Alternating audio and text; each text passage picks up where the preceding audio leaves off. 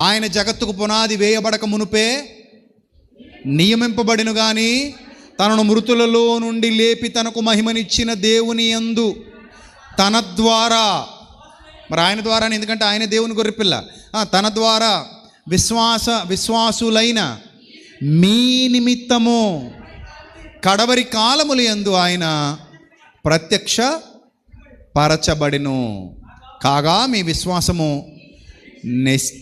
నిరీక్షణయు దేవుని యందు ఉంచబడి ఉన్నది అన్నాడు.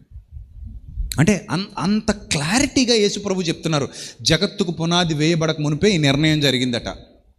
నువ్వు వచ్చాక జరిగిన నిర్ణయం కాదు ఇది, నువ్వు రాకముందే జరిగినటువంటి దైవ నిర్ణయం. నీ రక్షణ దైవ సంకల్పంలో ఉంది, నీ పుట్టుక దైవ సంకల్పంలో ఉంది.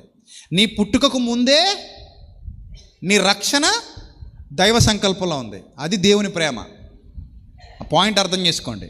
నీ పుట్టుకకు ముందే నీ రక్షణ ఎక్కడుంది? దైవ సంకల్పంలో ఉంది. అది దేవుని ప్రేమ, అది దేవుని కృప, అది దేవుని కరుణ, అది దేవుని దయ. కాబట్టి క్రైస్తవులుగా గర్వంగా జీవించండి. అర్థమైందా? ఎలా జీవించాలి?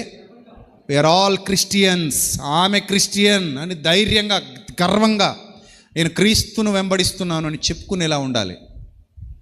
అలా జీవించాలి. అలా జీవిస్తూ దేవుణ్ణి మహిమపరచాలి.